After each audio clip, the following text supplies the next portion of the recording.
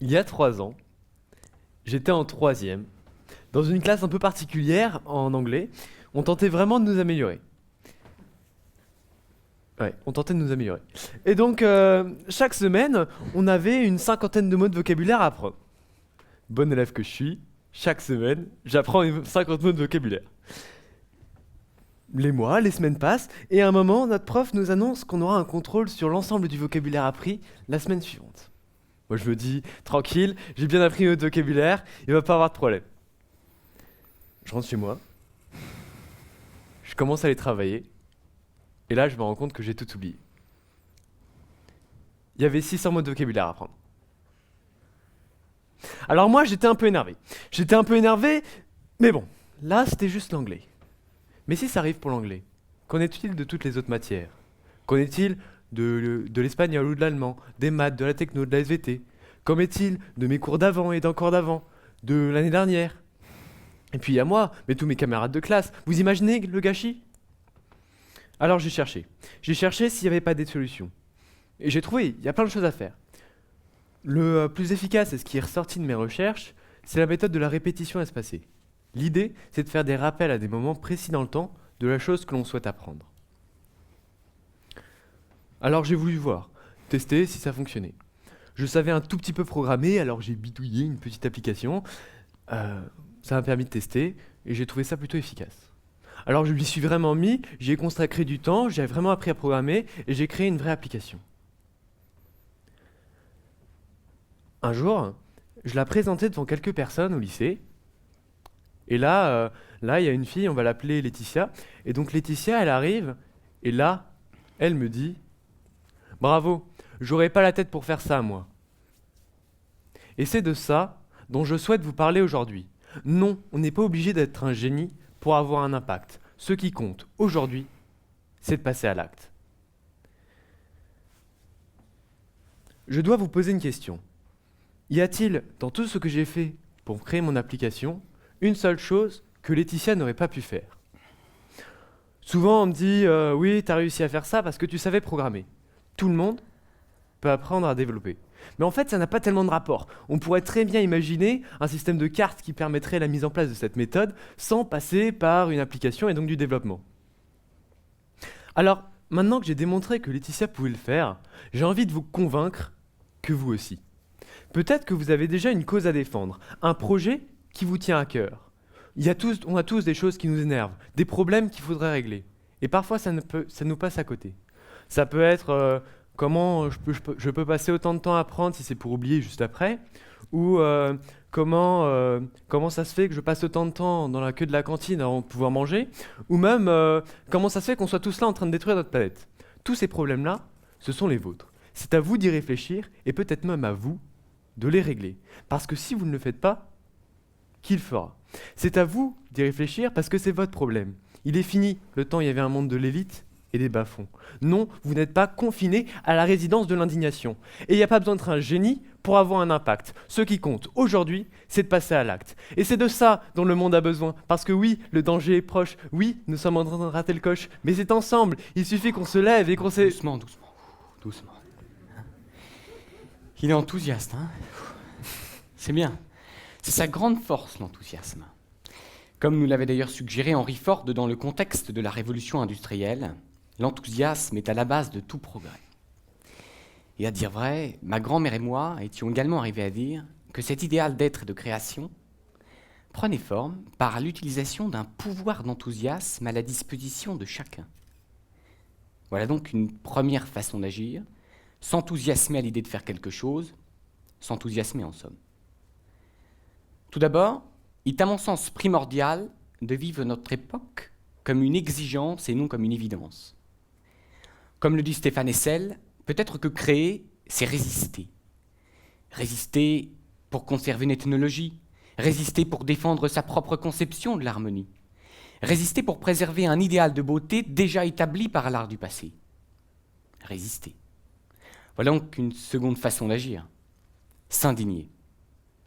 Ensuite, pour faire émerger son attitude créative, il suffit à chacun de nous de renouveler, de modifier notre regard sur le monde, sinon plutôt de le renouveler. Il en va alors de se comporter en poète et comme le dit Francis Ponge, de s'allonger dans l'herbe et de tout recommencer depuis le début. Alors, la prochaine fois que vous observerez les nuages, surprenez-vous à créer. Donnez du sens à votre impression et laissez un espace de liberté immodérée à votre imagination. L'artiste est celui qui utilise son tempérament, son œil et sa sensibilité pour traduire le monde qu'il perçoit. Voilà donc une seconde façon d'agir. Laisser place à soi-même, laisser place à son imaginaire et laisser place au présent. C'est donc une approche très abstraite, très comportementale du fait d'agir que j'ai jugé être important de vous proposer. Mon objectif était de vous laisser penser que l'action est un fait pluriel et qu'elle est aujourd'hui trop souvent justifiée par la nécessité de sa finalité et de son résultat plutôt que par son origine et parce qu'il la rend nécessaire et une origine qui justifie son essence et sa justesse. Autrement dit, la prochaine fois que vous allez prendre le parti de vous engager dans votre vie pour défendre une cause, une idée, un principe, une culture, une conception de l'art ou de la morale qui vous est propre, ou qu'importe, demandez-vous quelle est l'origine de votre action plutôt que de vous perdre dans sa finalité. Pour conclure notre voyage au cœur de l'action, j'aimerais souhaiter la bienvenue à chacun de vous dans ce monde précieux et prometteur, dans ce monde de promesses et de progrès, dans ce monde qui doit rester à l'équilibre. Aussi, en tant qu'acteur de ce monde qui, à mon sens, s'oriente vers le déséquilibre aujourd'hui, j'invite chacun de vous à garder à l'esprit que tout ce qui est précieux est aussi difficile que rare, comme l'avait suggéré Spinoza. Ainsi donc, agir, c'est trouver un équilibre entre l'indignation et l'émerveillement. Agir, c'est trouver un équilibre entre s'imposer et se modérer. Agir, c'est trouver un équilibre entre conscience du passé et science du futur.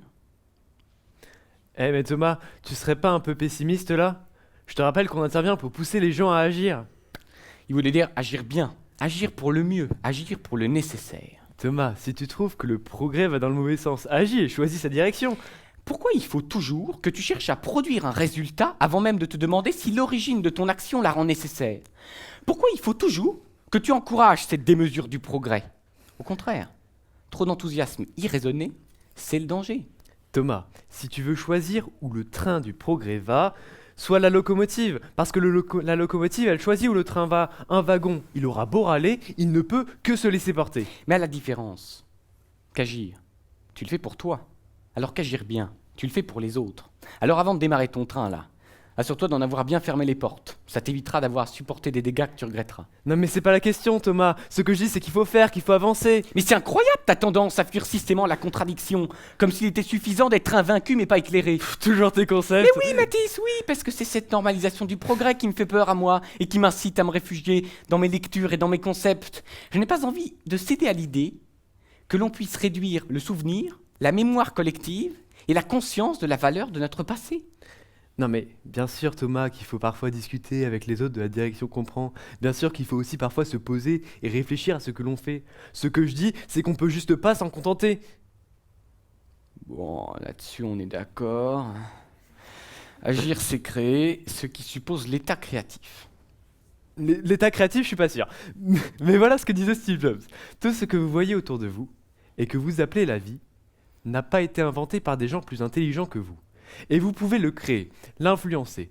Une fois que vous avez découvert ça, vous ne serez plus jamais la même personne. Exact. Ça fait 2 fois qu'on est d'accord. Comme quoi, tu vois, agir ensemble offre aussi parfois le double bénéfice de la concorde et de la créativité, plutôt que l'inconfort, du conflit, de l'intolérance et donc de l'indécision. Oui. Ce que l'on vous propose donc, c'est que la prochaine fois qu'il y a quelque chose qui vous gêne, qui vous frustre, qui vous énerve, relevez-le, notez-le, affrontez-le. Il ne tient qu'à vous de vous lancer. Faites le pari de vous engager. Plutôt que de regarder ce que ça va vous coûter, regardez ce que ça peut vous rapporter. Le jeu en vaut la chandelle. Se trouver aux commandes de l'action en vaut la peine. En clair, ce que Mathis veut vous dire, c'est que agir suppose aussi de réagir. Action, réaction. C'est-à-dire qu'il ne dépend que de vous surprendre à utiliser votre pouvoir d'enthousiasme, de renouveler votre regard sur le monde et sur les choses, aussi inconsistantes et banales puissent-elles être, de vous indigner, de vous insurger. Alors maintenant, soyons sincères. Qui ici n'a jamais remis à demain ce qu'il pouvait faire aujourd'hui? Le fameux et l'indépassable, ouah, t'inquiète, je le ferai tout à l'heure. N'est-il pas familier à tout le monde ici présent? Tu parles de la difficulté de passer à l'action. Tu crois pas si bien dire, parce que cette réalité qui nous concerne tous correspond à un concept. Et oui, Mathis, ça s'appelle l'acrasie. Oui, alors, toujours sans parler de ces concepts, il arrive qu'on soit très motivé sur un projet, mais que pour autant, on n'arrive pas à y travailler, à le faire avancer. Ne vous découragez pas pour autant. Le plus efficace pour éviter ça, c'est de se lancer avec un ami, et que chacun donne des dates limites à l'autre. Et puis, ça amène une autre vision de l'idée, ce qui va naturellement faire mûrir votre projet. Une autre petite astuce, c'est de découper votre projet en plein de petites tâches, que chaque tâche ne prenne pas plus d'une semaine. Ça vous permettra de célébrer plus souvent et de rester motivé. Il s'agit alors de prendre conscience de la possibilité immodérée dont chacun de nous dispose pour créer, pour se lancer. Notre défi était donc de montrer qu'il est difficile de trouver un équilibre entre le progrès et le bien commun. Réagir, c'est contribuer pour le mieux au bien commun et à l'épanouissement de l'intelligence collective. Ne vous laissez pas entraîner par la frénésie d'un monde de plus en plus impatient. Agir concerne chacun de vous ici, par le seul usage de son libre arbitre, la seule manifestation de sa volonté dans ce monde impétueux. Agir, c'est faire valoir ses idées et ses résolutions avec ténacité. Agir, c'est faire preuve d'opiniâtreté. Agir, c'est réfléchir. Alors, faites non pas ce que vous voulez, mais voulez ce que vous faites. Comme l'avait d'ailleurs dit Albert Camus, la lutte elle-même remplit le cœur des hommes. Aussi, participez à ce qui vous semble faire sens et luttez contre ce que vous jugez absurde. Oui, luttons contre l'absurde. Tout autour de vous, il y a des problèmes. Notez-les, relevez-les. Ce sont les vôtres et c'est à vous de les régler. Alors, réfléchissez-y. Et c'est en ce faisant que vous trouverez des idées. Faites-vous un petit carnet où vous les noterez toutes. Jugez si elles sont très difficiles à faire, juste un peu difficiles ou plutôt faciles. Prenez-en une qui vous plaît et mettez tout en œuvre pour la réaliser. Agir, C'est réagir, créer. c'est résister. Merci.